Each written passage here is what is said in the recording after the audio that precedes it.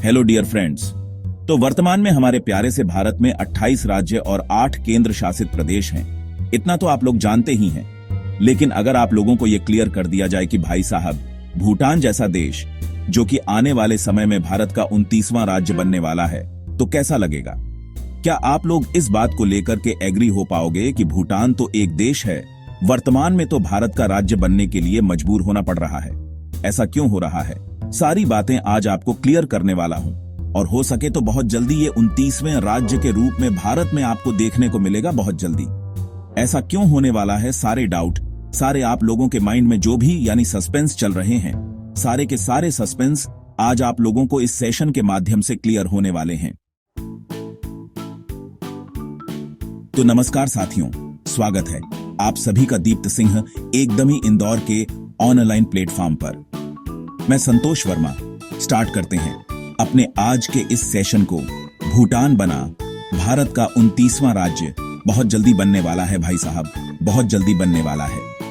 यहां पर साथ में आप लोग चाइना भी देख पा रहे हैं, चाइना को रोते हुए। चाइना को रोते हो मतलब सी जिनपिंग जो चाइना के राष्ट्रपति हैं, भाई रो। अगर ये रोए मतलब पूरा चाइना रोया है ना, सीधी सी बात हो रही है। तो पहले आप लोग ये देख लो, भूटान है कहां पर। अगर भूटान की लोकेशन आप देखोगे लाला, तो यहां पर इस प्रकार से रेड कलर में आप लोग जो सिंबॉलिक एक जो डॉट यहां पर देख पा रहे हैं, इसी को हम लोग कहते हैं भूटान। और ये वाला क्षेत्र कहलाता है नेपाल। और हमारा भारत अगर देखोगे तो हमारा प्यारा सा भारत भी आप लोग देख ही पा रहे होंगे, जहां तक मेरा अनुमान है ना। तो हमारा प्यारा प्यारा सा भारत आप यहां पर इस प्रकार से देख पा रहे हैं। इसके अंतर्गत देखो, यहां पर मैं आपको थोड़ा क्लियर कर दूं कि यह वाला क्षेत्र जो होता है ना, यह हमारा प्यारा सा भारत है, यह हमारा प्यारा सा भारत है इस प्रकार से। यानी कि और ये वाला क्षेत्र आप देखोगे तो ये बांग्लादेश है। ये वाला कौन सा है? ये बांग्लादेश है। अब मेन मुद्दा यहां पर यह आता है कि इस भूटान का इंडिया में शामिल होने के पीछे का रीजन क्या है, और इसके हमारे यहां पर आने से इंडिया को क्या फायदा होगा, ये बात आप लोगों को मैं क्लियर कर दूं, है ना? ठीक है। अब इसी के मतलब कि भूटान की तरह ही अगर आप यहां पर देखोगे तो ये सिक्किम, यानी कि जब हमारा देश आजाद हुआ, जब भारत भाई साहब 1947 में आजाद हुआ, तो एक बात यहां पर मैं क्लियर।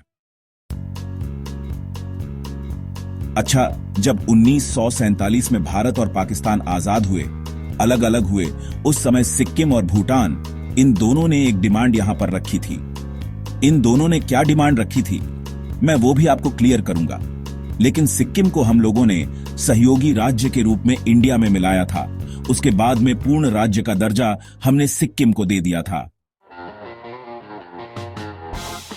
अब सेम कंडीशन में यहां पर आप देखोगे तो भूटान से भी इसी प्रकार की कुछ शर्तें रखी गई थी, भूटान के साथ भी। लेकिन भूटान ने एक बात यहां पर क्लियर कही थी, आपको मैं दिखा दूं यहां पर। भाई, इन्होंने एक क्लियरेंस यहां पर रखा था।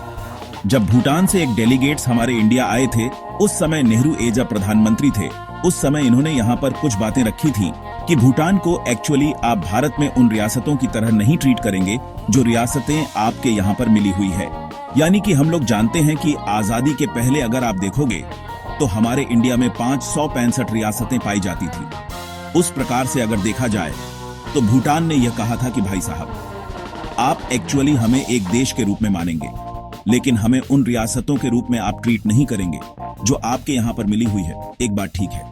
अच्छा, इन्होंने ये भी यहां पर क्लियर किया था कि भूटान के जो रक्षा से संबंधित खासकर फैसले होंगे या विदेश नीतियां होगी, तो ये जो एक तो विदेश नीति और रक्षा संबंधित मामले, ये कौन तय करेगा? ये भारत तय करेगा। लेकिन जो भूटान के आंतरिक मामले होंगे, इनको एक्चुअली भूटान खुद यानी कि हैंडल करेगा। ऐसी बातें यहां पर क्लियर हो गई थी। तो चलिए भाई साहब, ठीक है, यहां तक किसी प्रकार से हमें समस्या नहीं है, ये बात एग्री हो गई थी। फिर आगे आप देखोगे तो लगभग 2007 में जब भूटान से एक और डेलीगेट्स आए, उस समय प्रधानमंत्री मनमोहन सिंह थे, और इन्होंने यहां पर यह बात कही थी कि सर, एक काम करिए, ये जो विदेश यानी कि जो बाहरी मामले भी हैं, विदेश वाले जो विदेश नीति वाले मामले हैं, इनको भी हमें खुद ही हैंडल करने की कोशिश करेंगे। बाकी रक्षा से रिलेटेड जो मुद्दा आपने उठा रखा है कि भाई साहब भूटान एक्चुअली चीन बॉर्डर पर है ना, तो ऐसी स्थिति में आप बिल्कुल हमारी रक्षा कर सकते हैं, इसमें किसी प्रकार से कोई संशय नहीं है। तो यहां पर थोड़ा सा संशोधन किया गया। और विदेश नीति भी भूटान खुद अब क्या करता है, अप्लाई करता है। तो यहां तक आपको समझ में आ गया होगा। फिर आगे आप देखोगे तो लगभग 2007 में जब भूटान से एक और डेलीगेट्स आए, उस समय प्रधानमंत्री मनमोहन सिंह थे और इन्होंने यहां पर यह बात कही थी कि सर एक काम करिए, ये जो विदेश यानी कि जो बाहरी मामले भी हैं, विदेश वाले जो विदेश नीति वाले मामले हैं, इनको भी हमें खुद ही हैंडल करने की कोशिश करेंगे।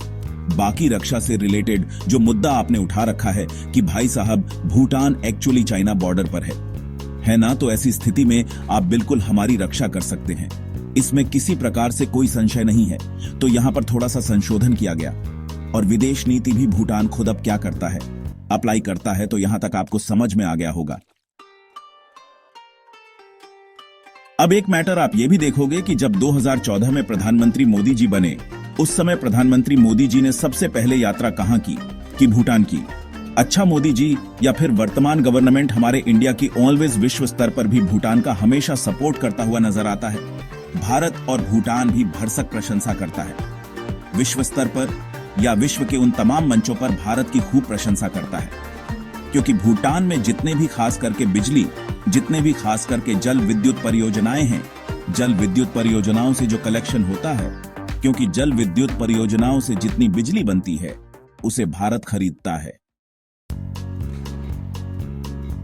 इसके अलावा भूटान पर्यटन के अकॉर्डिंग सबसे ज्यादा रेवेन्यू जनरेट करता है और पर्यटन के मामले में भी इंडिया के बहुत सारे लोग कहां पर जाते हैं? भूटान घूमने के लिए जाते हैं। तो ऐसी कंडीशन में ये बातें क्लियर हो जाती है कि भूटान की जो इकोनॉमिकल स्थिति है वो पर्यटन और जल विद्युत परियोजना पर डिपेंड है और भारत भी खूब सपोर्ट करता है भूटान को। अब आपको याद होगा, एक बात आपको मैं यहां पर बताना चाहूंगा, ये तो मित्रता वाली बात हो गई है, लेकिन यहां पर एक बात और बताना चाहूंगा आपको कि भाई साहब अभी आपने एक अटैक देखा होगा कि डोकलाम को लेकर के कई प्रकार से कई विवाद वाले खास करके माहौल यहां पर क्रिएट हुए थे। ये डोकलाम यहां पर आप देख पा रहे होंगे डोकलाम। तो चाइना ने एक्चुअली यहां पर आप देखो, ये चाइना ने ये कहा कि भाई साहब भूटान ये डोकलाम हमें दे दो, ये चाइना की डिमांड थी।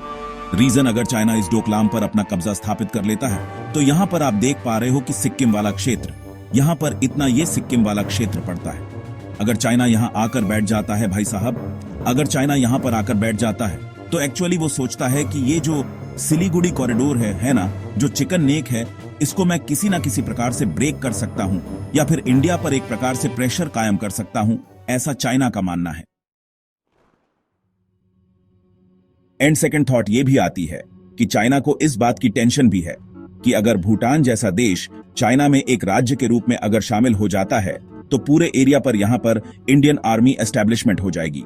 यानी कि कंडीशन यहां पर ये ग्रेट होने वाली है कि इस पूरे क्षेत्र पर अगर आप देखोगे तो यहां पर कौन भाई, यहां पर इंडियन आर्मी पूरे क्षेत्र में इंडियन आर्मी सीधे तौर पर चाइना के संपर्क में आ जाएगी और चाइना कभी गलती से भी इसे ब्रेक करने का प्रयास नहीं कर पाएगा। तो चाइना को भी इस बात की टेंशन है, तो चाइना भूटान को भी डराता रहता है कि भाई साहब आपके अंदर पाए जाने वाले कई क्षेत्र मेरे हैं और मैं इन क्षेत्रों को लेकर के रहूंगा। अब इस बात को लेकर के आप जानते हैं कि भूटान की रक्षा की अगर बात होती है, भूटान की रक्षा की बात होती है, तो रक्षा कौन कर रहा है? तो भाई साहब रक्षा कर रहा है इंडियन आर्मी। रक्षा कौन कर रही है? इंडियन आर्मी कर रही है। आपको पता है कि डोकलाम में जब अटैक्स हुए थे तो डोकलाम में इंडियन आर्मी ने चाइनीज आर्मी को वापस भागने पर मजबूर कर दिया था। अब ये तमाम प्रकार के सपोर्ट्स, तमाम प्रकार की मदद, सब कुछ कौन कर रहा है? भारत कर रहा है। अब यहां पर मेन मुद्दा ये आता है कि भूटान और भूटान की जनता क्या चाहती है? क्या वो इंडिया में खासकर शामिल होना चाहती है, इंडिया में विलय होना चाहती है? तो फिलहाल वहां की जनता का यह मत है कि हम एक संप्रभुत्व देश के रूप में अलग रहना चाहते हैं, अपने एक आजाद देश के रूप में खास करके दुनिया में अपना अस्तित्व बना के रखना चाहते हैं। लेकिन फिर भी मैक्सिमम कंडीशन में जो आसान नजर आ रहे हैं, क्योंकि भूटान की गवर्नमेंट जिस प्रेशर में फिलहाल की स्थिति में पल रही है कि चाइना जो प्रेशर भूटान पर स्थापित कर रहा है कि भूटान के कई क्षेत्र में मानसिक रूप से तनाव देना, मेंटली परेशान करना किसी कंट्री को, ये चाइना की फितरतें हैं, ये बखूबी विश्व अच्छे से जानता है। लेकिन इंडिया भाई साहब प्रेशर लेने वालों में से नहीं है, प्रेशर देने वालों में से है। तो ऐसी कंडीशन में भूटान के सामने एक मत तो क्लैरिटी के साथ में है कि अगर हमारा विलय होता है तो हम किसके साथ में जाएंगे। हम बिल्कुल इंडिया के साथ में जाएंगे, क्योंकि ऐसा प्रस्ताव, भूटान के विलय का प्रस्ताव, चाइना ने भी भूटान के सामने कई बार रख दिया कि आप हमारे में विलय हो जाइए तो जो भी फैसिलिटीज आपको प्रोवाइड करनी है, सारी की सारी फैसिलिटीज हम आपको देंगे। लेकिन भूटान ने क्लैरिटी के साथ में वहां पर मना कर दिया, क्योंकि जो एग्रीमेंट्स भूटान के इंडिया के साथ में हुए हैं, ऐसी कंडीशन में अगर भूटान का विलय होता है तो किसके साथ में होगा? डेफिनेटली इंडिया के साथ में होगा। और अगर चाइना ने कुछ भी प्रेशर डाला किसी ना किसी प्रकार से, तो भूटान और ज्यादा तीव्रता के साथ में इंडिया में विलय होने के लिए तत्पर हो जाएगा। और यह बात चाइना भी अच्छे से जानता है। तो एक बात तो हमारे लिए बड़ी अच्छी है कि अगर भूटान हमारा हिस्सा बन जाता है तो ऐसी स्थिति में भैया पूरे क्षेत्र पर इंडियन आर्मी आप लोगों को इस्टेब्लिशमेंट के साथ में देखने को मिलेगी, जो सीधा सीधा संपर्क किससे होगा? चाइना के साथ में होगा। और तब जाकर के चाइना के जो मसूबे हैं, खास करके चिकन नेक सिलीगुड़ी कॉरिडोर को लेकर के भाई साहब वो धरे के धरे रह जाएंगे कि अब तो भाई साहब भूल जाओ, मती मारी गई है। ठीक है, तो ये तो कंफर्म हो रहा है कि कभी ना कभी बहुत जल्दी 29वें राज्य के रूप में भूटान भारत का अभिन्न अंग होने वाला है, जिस प्रकार से सिक्किम हुआ है। अभी भी हमने एक ऑप्शन यहां पर और भी क्रिएट किया है इंडियन गवर्नमेंट की ओर से कि भूटान को भारत में शामिल करने से पहले इसको भी एक सहयोगी राज्य के रूप में रखा जाएगा, ताकि वहां की जनता का दिल जीता जा सके और वहां की जनता का भी मनोबल पढ़ा जा सके। खास करके आप बोल सकते हैं कि मानसिकता को पढ़ा जा सके कि भाई उनके मन में क्या चल रहा है, वो क्या महसूस करते हैं। लेकिन खासकर तमाम प्रकार की जो नीतियां अपनाई जा रही हैं, उन नीतियों के आधार पर जो परिणाम निकल करके आ रहे हैं, उनसे एक बात यहां पर क्लियर होती है कि भूटान भारत का 29वां राज्य बहुत जल्दी बनेगा। यह बात कंफर्म है। बट अगर भूटान 29वें राज्य के रूप में भारत में शामिल होता है तो इससे आपके विचारों में क्या थॉट, खासकर आपके मन में क्या प्रश्न आ रहे हैं? जो भी विचार आ रहे होंगे कृपया करके कमेंट सेक्शन में आप लोग बताने का प्रयास जरूर करिएगा। तो मिलते हैं अगले वीडियो में इसी प्रकार की नॉलेजेबल न्यूज के साथ में। सो अभी के लिए बहुत बहुत धन्यवाद। Thank you. जय हिंद, जय भारत।